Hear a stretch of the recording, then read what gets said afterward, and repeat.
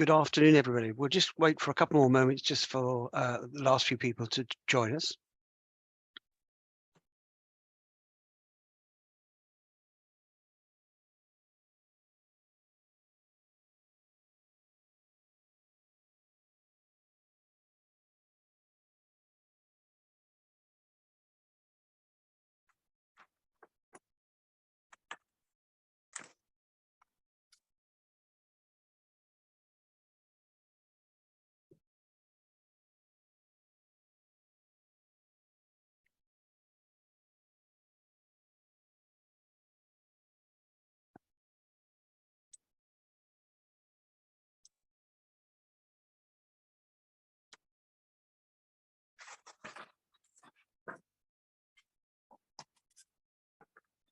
Good afternoon and welcome to this East of England IOD event on successfully managing your stress and well-being at director level, hosted by our very own Paula Ruane.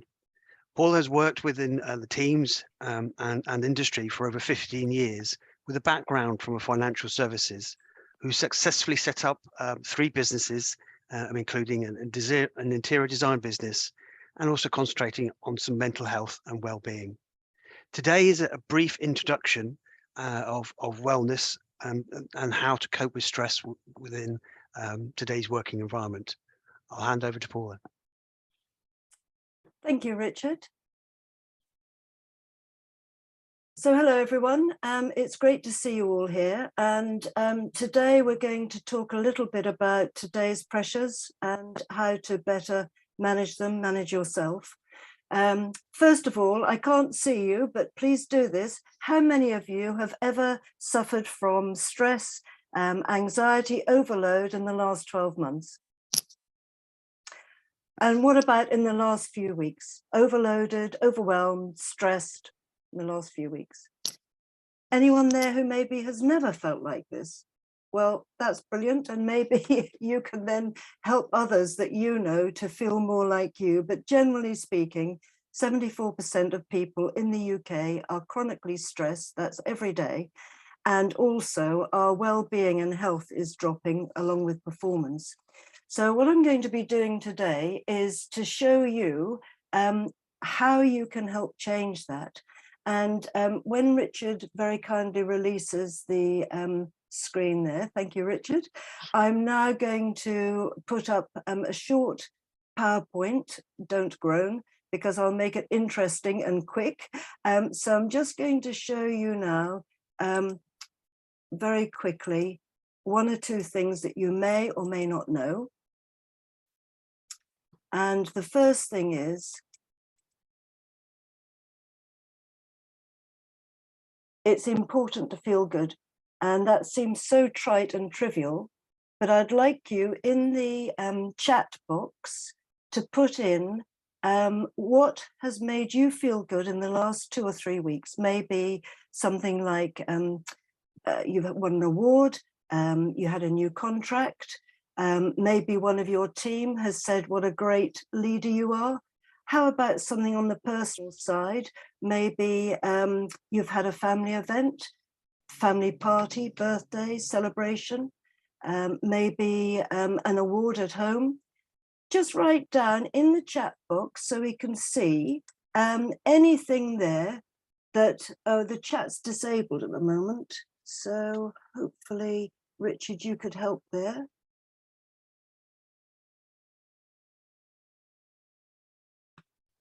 If you can't put it in the chat box, this is for you anyway. So just jot it down on a piece of paper.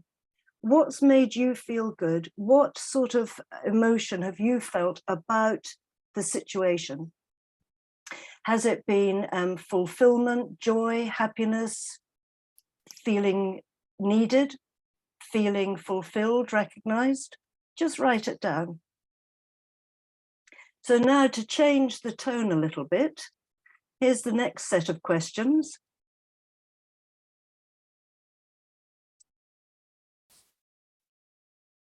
Have you experienced any of these recently? Feeling frustrated and irritated? Just think about it. How about, do you have minor ailments?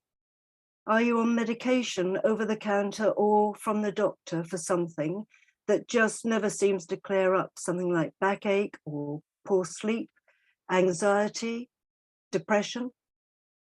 Just something that happens on an ongoing time. Is there anything there that you can think of that might fit in with your life at the moment? Just make a note again on this. How about waking up at night and good sleep? Do you sleep through? Do you feel refreshed and replenished, revitalized, eager and ready to start the day and get on with things? Or do you find you're wide awake in the middle of the night, but then during the day you feel drained, low energy? Doesn't have to be every day, but just occasionally even. And what about being able to switch off at will? How easy do you find that? Do you find that your mind churns things over? You go over conversations, or you go over situations, worry about the day following, that you might forget something or overlook something, or anxiety about a meeting? All of these things drain our resources, they rob our resilience, and they make us perform and live and be not to our best. Can I ask you now, what is your definition of stress? If I was 12 years old, how would you say that to me? I don't know if the chat line's open yet, but how would you define stress to a 12-year-old child? What would you say? Would there be one word like panicky or jittery or angry or overloaded? Just think about what it would mean to you. Because although it seems a bit strange to talk about these areas, these are the bits of the iceberg, if you like, below the sea level. So the tip, we can look as though we're functioning normally and we're happy and getting on with things, but actually underneath, there can be all this stuff going on that's like the hum of the fridge, you know? It just drones away endlessly, and it's only if it stops that we realize how irritating that was. So that's something to think about.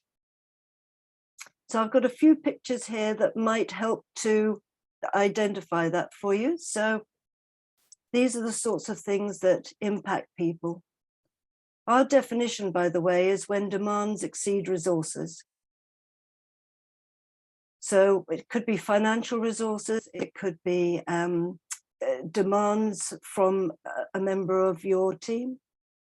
It could be a demanding client, but whenever you feel that you can't give any more than you've got, that's our definition of stress. And these are some of the things here. So having constant distractions, disruptions. How about when your favorite team loses? How about something more serious, a diagnosis at the doctor for you or your family? IT issues, that's my hot button. When everything's going well, it's great. But if I have a glitch, especially online training, you know, it starts to change things, doesn't it? It changes how you feel and react and think. How about being called out in front of one of your colleagues? What about at home? What about being late for a meeting and the weather's bad? All these things pile up. And this is what they do. So you may hear a couple of things today that you question, and one of them is the heart sends more messages to the brain than the brain sends to the heart. I know that's a bit of a shocker, isn't it? Because we always think of the brain being the kingpin, but in actual fact, it's absolutely true. The heart sends up more messages. It has its own neurons. It's got about 50,000 neurons. It's got its own little miniature brain. And it's quite an amazing organ. It's much more than just a pump. So let's say you get an email from that very irritating person, or your phone buzzes, and maybe you've got a teenager, something like this. That will immediately create a different rhythm in your heart. So is it going faster? Probably, but that's not what we look at in heart math. It's about the rhythm it creates, and we call this a chaotic rhythm. That in turn goes up and it hits the amygdala, which, sorry to be technical, but it's important. I'm sure you've heard of fight, flight, freeze. Well, this is the bit that controls that. So whatever it is that you don't like, you don't want, is uncomfortable, unpleasant, unhelpful, you're triggered to a certain degree or not. And then that means you can't access the clever bit of the brain as easily. It's a bit of a shocker, isn't it, to think this is how it happens, but this is our ancient protection system. So the first technique I'm going to teach you, I'm teaching you two towards the end, but they integrate. So you have step one, step two in effect. Step one will help calm the heart a bit, and step two will bring in a different set of chemicals. So this is biohacking at its very basic. When you bring in different chemicals and your heart starts to calm and realize actually it's only so-and-so, it's not actually anything major, it then starts to damp down the amygdala to allow us to get our brains back online, our thinking clever bit. So the left-hand side is the toddler brain. And if anyone's had children or seen children, they tend to do this in the supermarket. So I'm sure you've witnessed it. You know, a child can't have what he wants. He's about to. So there's no begging or pleading. He'll fling himself on the floor, or she will, and start screaming and stamping. And it's just, you know, the child suddenly goes into this reaction because its brain isn't developed enough to be able to explain. As it gets older, it starts to come out of this. We know this. So I'm going to show you how these bits of the brain work, which I hope you'll find as interesting as I did when I first learned about this, because it's absolutely, I think it's riveting. On the right-hand side, it's the adult brain, is the problem-solving brain. It's the bit that we're paid for today. We used to be paid to be for our brawn and our strength. 100 years ago, a lot of the work was manual. Today it's different. Today you have to be clever, cute. You have to be able to problem solve. Think of Amazon. They just solved problems. People wanted to sell their products globally. Other people wanted convenience deliveries. And hey presto, Amazon is a problem solving solution. So this is your brain. This is your full brain, which is fully developed at the age of about 21-ish. And it's in 3 relays here. In fact, it's 4, but just for this purposes, please just know that we just split it into 3. So the basic brain, the baby brain, if you like, it knows when it's hungry, the baby. It can breathe in and out on its own. It can control its temperature up to a point. And it knows when it's hungry. The baby knows when it's hungry and thirsty. This is primitive, and this applies to all animal life. The midbrain, or second brain, which is the orange together with the pink, now we're looking more at the reptilian style of living. So they're territorial, they do feel fear and anger, and they'll attack to protect their young. So crocodiles will carry the eggs very gently. I mean, they're, you know, primeval creatures, but they have this maternal instinct. They look after their eggs and their young. They also feel these emotions of hate and jealousy. We do, certainly. So then the third brain, which is the bit I referred to earlier, the cortex, this is brilliant. You know, this can take a problem today, and say, right, if I do X, Y, and Z, I'll get to this solution, or I could do A, B, C, and I could get somewhere else in 3 months.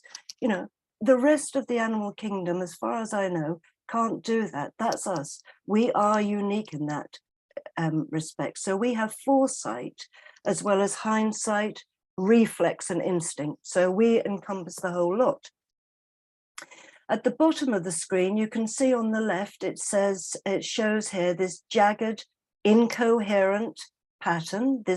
It's not a rhythm, it's a pattern there. And that is saying that, you know, we're out of sync, there's something going on, we're more in the second and first brain area rather than the third brain area, rather than up here. And here we see the coherent wave. When HeartMath, the organization I'm licensed with, first started 40 years ago, they didn't have this, this software and so on then, but they worked out from various tests and so on that people went into a coherent state naturally for about an hour a day, off and on. Today it's thought to be less than 20 minutes. So this is probably one of the reasons why we do feel so anxious, because we just don't have this natural recovery as we go through the day. This is a virtual lobotomy, and this is what happens when you get an email from that irritating client. And you can see at the bottom here where it's highlighted in red, the chaotic pattern. And that's where, you know, you just want to get away, you know. This is when you're running late for the train, you're just about to park and someone nips in, you know, and you've got meetings lined up. This is what happens. You don't think straight. People say a red mist came over me. It's actually nothing came over you. You just reverted to pure instinct and reflex. So you can see that that's fraught with issues, but also it starts to drain us, because the brain takes up 20% of our energy. Doing all this stuff every day takes up 20% of our energy, and that's a lot. Where we want to be is like this. We want to be into this part of the brain, into the third brain, at will.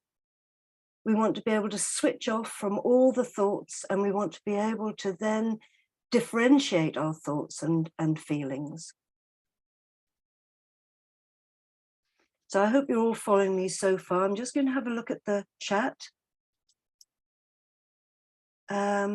So I'm just having a look at someone that wrote in about daughter smashing her GCSEs made her incredibly happy. Yes, those feelings of pride and love and all those good feelings. Stress with panic, feeling not of being in control. That's the key thing, isn't it? You just feel everything else is happening around you. I'm glad that Tony agreed with me about tech. Just that, you know, when you're online and something goes wrong, you actually, your heart rate will go up to 170, 180 beats a minute. So, you know, you're working really hard to try and control yourself. So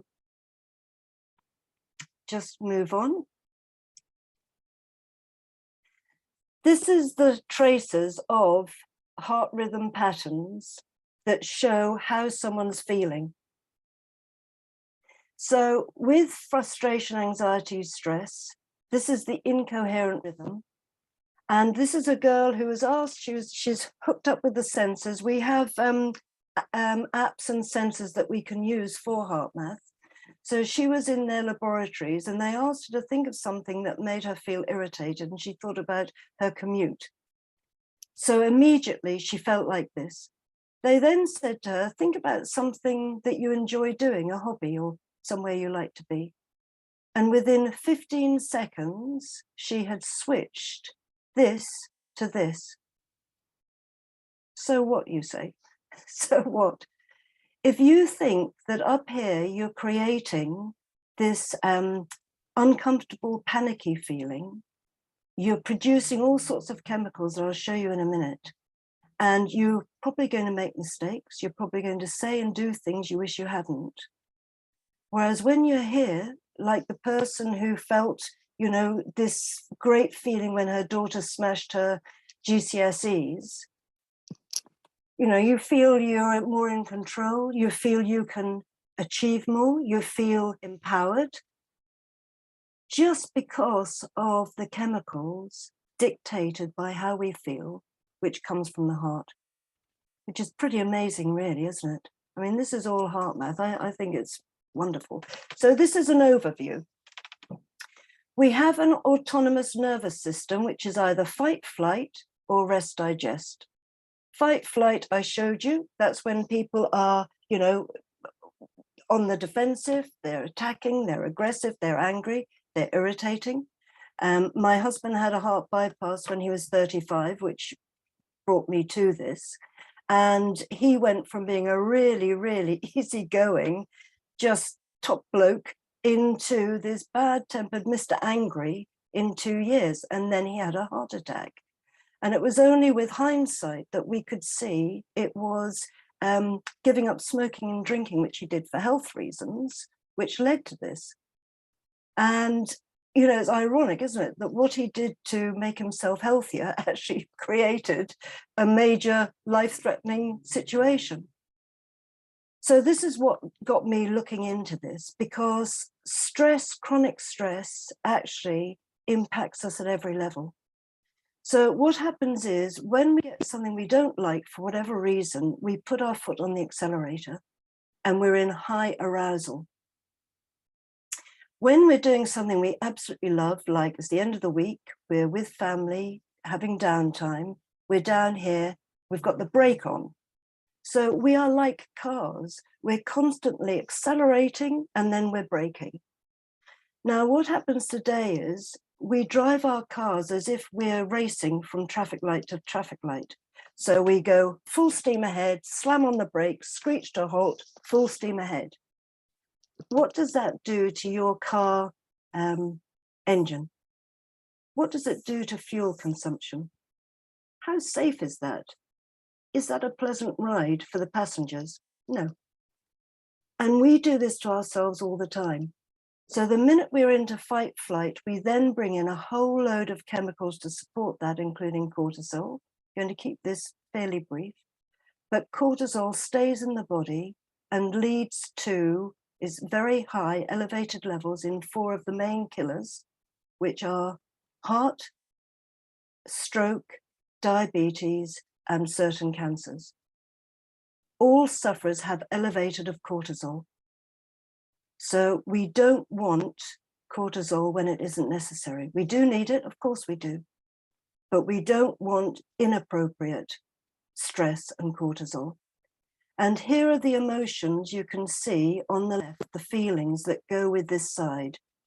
So if you're feeling out of control, panicky, angry, furious, blaming, you know, remorseful, regret, all those things come over here, either active or passive, accelerator or brake. So by thinking about things that made you feel good, you're bringing yourself over this side and you're bringing in a different set of about 1,400 chemicals. Amazing, just from focusing on something different. Because your inner system can't tell what's real or what's imagined. It's like the old-fashioned ships, you know, where the captain would talk to the engineer. The engineer couldn't see where the ship was going. He had to rely on the captain. So we can tell our hearts to change their rhythm with a few clever strategies and techniques, and then it changes the ship's course. That makes sense.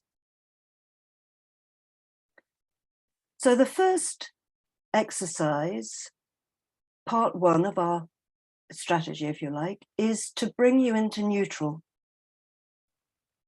Because when we're angry, frustrated, worried, it's very hard to go from there to being calm and in control. So first of all, back to the car, we need to, instead of going in reverse, let's say that this side on the left is reverse, you have to brake and then you have to go into neutral, don't you? So you put the car into neutral, that's the first technique, and then you select the gear, and I'm going to help you to do that so you can then move over to the right and the car can go forward in the direction you want.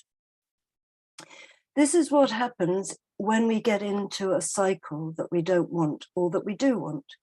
So when we're producing loads of cortisol because we're reacting and we're feeling jittery and we can't sleep properly, and with the sleep, by the way, often goes digestive issues, skin issues, many things. When we're feeling over on that side of that quadrant I just showed, then we start to get into a vicious cycle. It's harder to see the good things. It's harder to snap out of it. You know, someone says, just snap out of it. How can you do that? You can't do it on your own. So that's why learning these techniques and practicing what I'm going to teach you is just so important, because it gives you back control. Then you can start producing DHEA, which is the hormone that builds you up. That's called the vitality hormone. And the vitality hormone obviously makes you healthier. Also with DHEA, you bring in oxytocin, which is the heart protector. So remember I said at the beginning that heart is the #1 killer? Oxytocin helps to keep the heart healthier. So it's really important, by doing these exercises, you automatically bring in supporting and renewing hormones and chemicals, rather than the other side, which is breaking down. The other thing that you bring in with this exercise is serotonin. That's a neurotransmitter, makes you feel good. These are stress symptoms that people get over-the-counter medication for. Things like body aches, you know, taking codeine, those sorts of things. Or I don't know if you can see this properly, but digestive things, depression, rapid heartbeats. I see children in their teens because their parents have taken them to the hospital to have heart investigations, and it's stress, because it tightens the muscles around the rib cage to such an extent that they can't breathe properly and they start to get chest pains. And you know, what is happening, that our children are being investigated for this high anxiety. You know, so you can teach these, you know, just help your own family. So these are the symptoms, and these of course will also impact your business, because people won't be coming to work if they have tiredness or they're exhausted. Think of how relationships will be if there's anger. You know, they talked about the COVID pandemic, but emotional contagion is the fastest catching thing around. You only have to have one person in a bad mood, and it seems to impact everyone. So what do I do for companies, and what could you do for your staff if you wanted to? I have a stress and wellbeing assessment. Again, this is part of the HeartMath support, and it actually shows 12 areas of stress and change. So I'm not going to go through all of these because I'm mindful of the time, but on the A, life changes, this takes into account what happened over the last 12 months. So even if work has been going well, if you've been going through a divorce or family illness, house move, child starting new school, teenagers, new baby, these things outside the workplace, they will impact you, your health, and they'll impact you in things like your physical health and stress, headaches, backache, suddenly your ankle goes. Have you ever noticed that you'll feel really great or really healthy, and then suddenly your back will go for no reason, or that knee, or something will happen, which is an ongoing thing. That's a message from your body telling you that you need to take a break of some sort, somehow. Relationship stress at work or socially or at home. Do you have good support? You know, do you have friends that you can rely on, family who will be there for you, whatever, non-judgmental? Other stresses, emotional stress, and how you handle it. Because if you're not handling it well, it's going to increase the stress, because you know you're not handling it well. And then we have these 4 key areas of regulation, self-regulation, self-control. So being able to manage yourself in the moment is key. I've got a great slide I'm going to show you about someone who did exactly that. What do people want today from their teams and their co-workers and colleagues? I went to an interesting talk yesterday by a recruiter saying how to attract and keep top staff, top colleagues. And adaptability and resilience were two of the key words that kept coming up. You know, because things change so fast, we have to be adaptable. You know, going from working in the office, commuting, to being isolated at home, and now hybrid working. You know, in this confusing, complex world with things changing all the time, you have to be adaptable and be able to manage your stress in the moment, be more resilient, and also be vitally strong emotionally. So this is the really important screen for you to see, I believe. This is one of our other trainers. She is MD of a building company. It's the old-fashioned type of builder's yard. I don't know if you can imagine it, with steps outside, her office at the top. She can see into the yard, and you know, there are building supplies, vans, lorries come and go, and you know, she can see it all from there. And she's open, people can go up and see if they have an issue, etc. So we have software program for this, to check ourselves and to train ourselves, although the IT has only been around for about 12 years and the actual program itself is nearly 40. So she's checking her emails. Here we see the zone. So if you've heard of eustress, that's the perfect balance to be in, where you're not overstressed, not hyper alert, but you're not chilled, relaxed. This is the state you want your paramedic to be in, or your airline pilot, you know, competent, healthy, safe, or you're an athlete, you know, your favorite football team. You want them to be in this zone when they play. So this measures how we can get into the zone and stay there.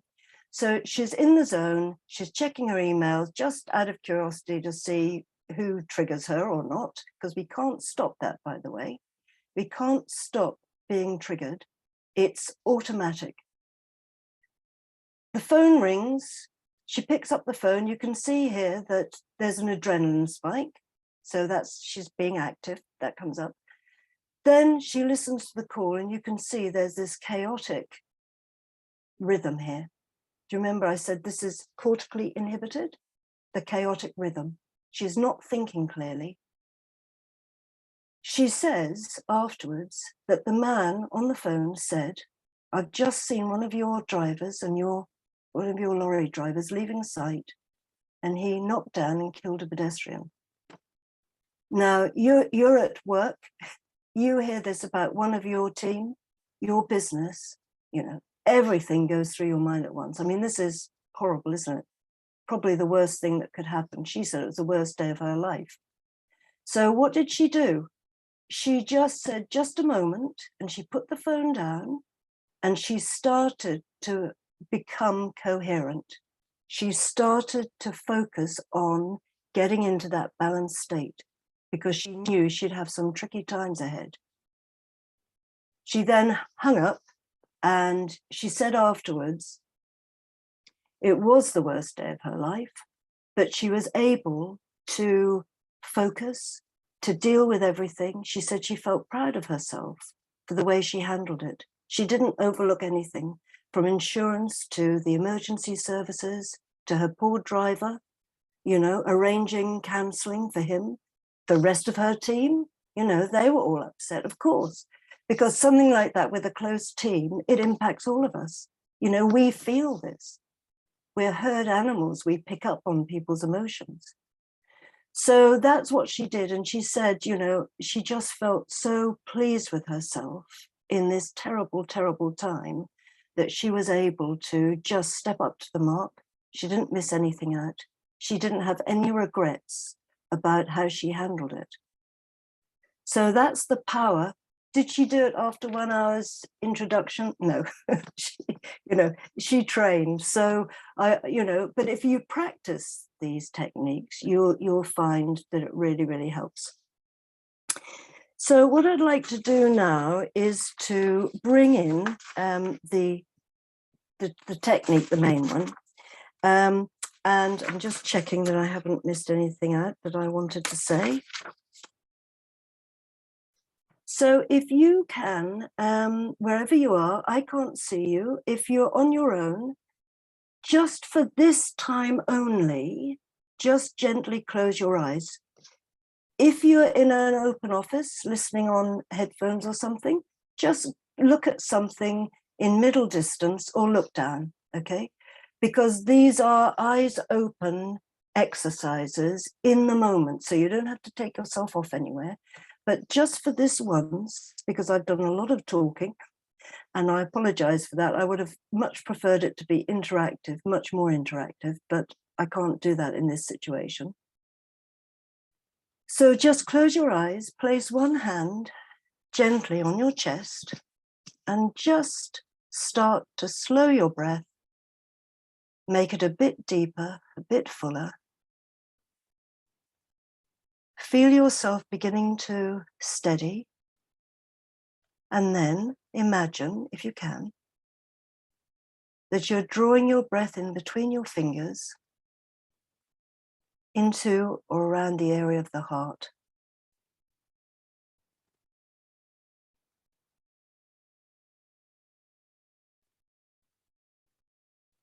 Making the breath a little fuller, a little deeper, but comfortable.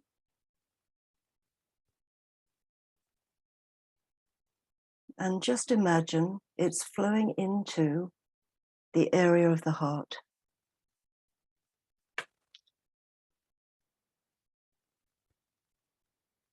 Now, this can be very hard because this is exercising an emotional muscle that's been ignored for a while. So just focus on the breath, a bit deeper, a bit fuller, but taking it into the heart. Now, this isn't relaxation because you don't want to be relaxed, because you're probably at work, you've probably got a meeting coming up, things to do, people to see, plans to action. This is just to take the edge off any emotions you might have been feeling from this exercise, especially talking about the MD that I was just now. You know, that evokes all sorts of things in all of us. We may know of someone that experienced something similar. So by doing what we call heart-focused breathing, there's the clue in the name, we then start to just dissipate the intensity of the emotions. We're bringing ourselves into neutral. You're taking the car out of reverse and you're putting the gear into neutral.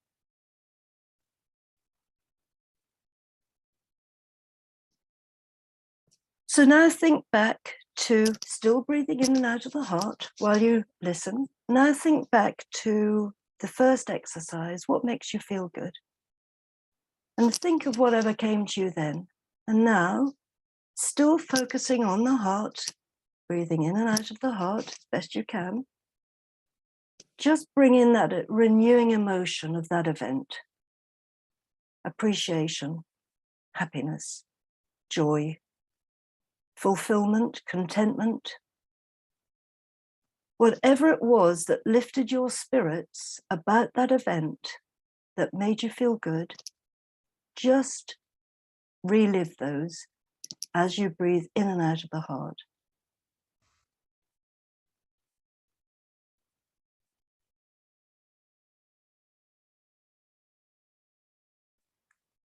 And that's called quick coherence. Because now you're bringing in different chemicals. You're actually changing your body chemistry. You're putting that prefrontal cortex back online. Just like that. Just like that. So I'd like you, if you can, please, to just bring your focus back to the room. And then just write in chat box, if you take a minute, please, anything at all that someone's asked if you can see the last slide again. Sorry, I can't. Sorry, I can't do the chat line and show this and talk at the same time. Apologies, but if you want to be in touch with me and tell me which slide, I'll, with great pleasure, send it to you. Okay.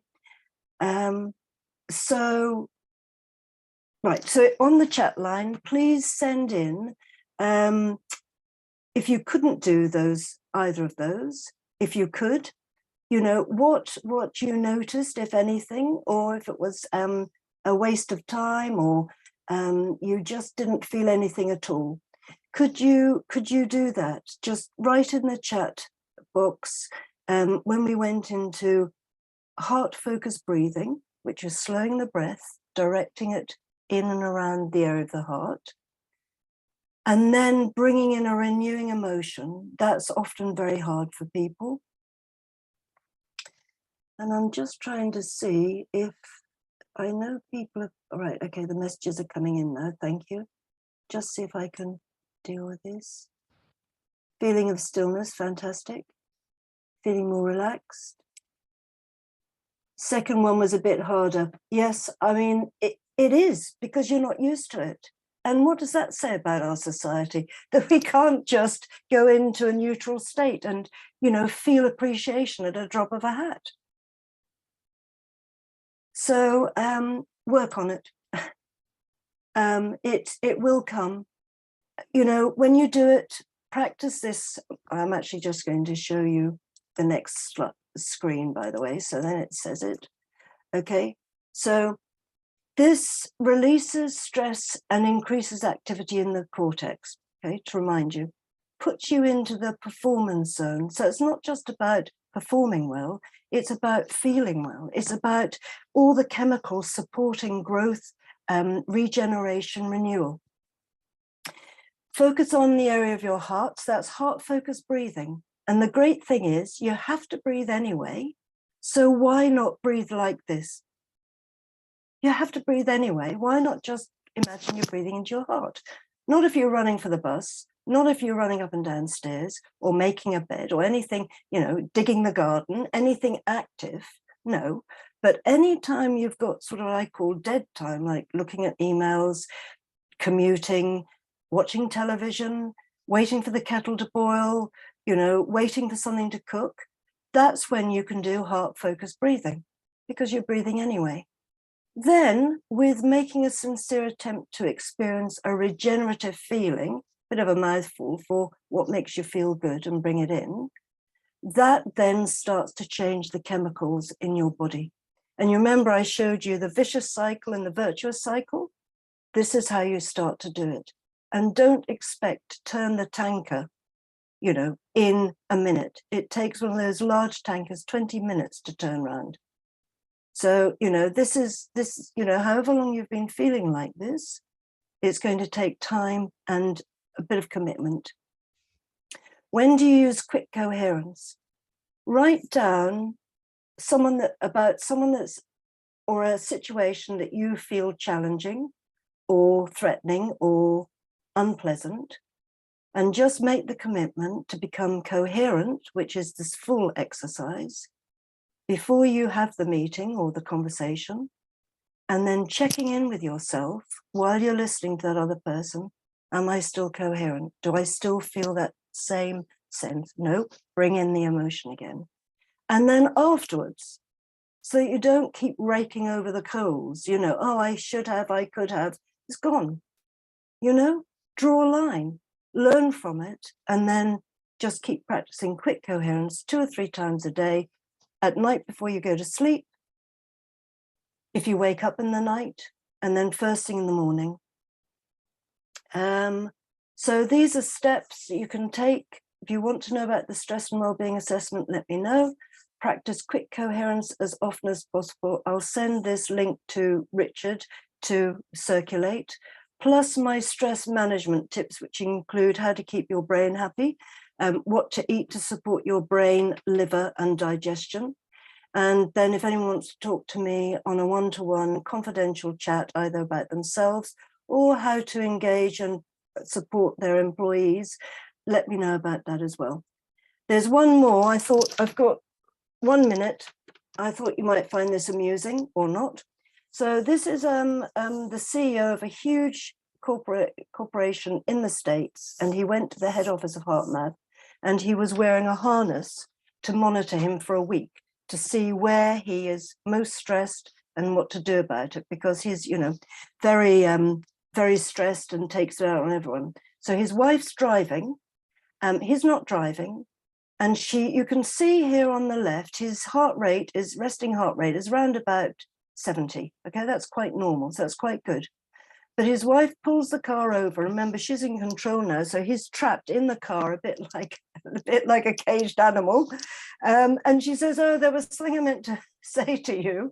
You know, it's one of those old arguments. If anyone has been in a longish relationship, you know, the old chestnuts or an employee, the same old thing.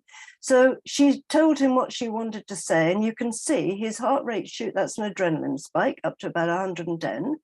And then where you see these deep lines here, that's him naturally, that's homeostasis, that's his body naturally trying to get him back into balance, because the body doesn't like to be out of balance.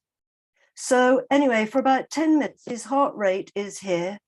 It goes on, he says, she says, they say, and so it goes on. Can you see his heart rate has reached 150 up here? Altogether, it's elevated for about 25 minutes. She says sorry, he says sorry, you know, didn't mean it, just one of those things. His heart rate dramatically starts to lower, but at the end of 1 hour, it's still higher than when he started. Now, if you put this picture into context with you know, the brain, where it disappears when you're in fight, flight, and frustrated and angry. This is, what sort of state would he be going into a meeting, do you think? Do you think he'd say good morning to everyone? How are you? No, he'd go straight into his office, slam the door probably, and then call in someone and give them a bit of a bollocking. So that is really it from me. And I'd like to see if anyone's got any comments, if possible. So, Judaline Nicholas, I'd love to have a talk about this. I think it's a big one, but one thing that comes with being coherent is empathy. And when we're empathic and we aren't in fight, flight, remember that's territorial, it's attack, defense, it's reactionary. When we become coherent and we then start to be able to put ourselves in the other person's shoes, that's when understanding comes. Yeah, so this is a bit like emotional intelligence. So I'll just get rid of this. It is a bit like emotional intelligence, of course. It is emotional intelligence because we're dealing with the heart. And I've really loved that. I've loved being with you. And if there's anything at all that I can help with, just let me know. And thank you for the lovely comments. And I shall do this when I practice coherence. I'll think of the things you've said to me. So thank you very much. Thanks, Richard. You're very welcome. Has anybody got any questions? I can open the chat box and the lines if anybody wants to have a quiet word. I'm also going to stop the recording as well. So if anybody does want to have a little private conversation, we can do without the record. So I'm actually just going to stop the recording now as well.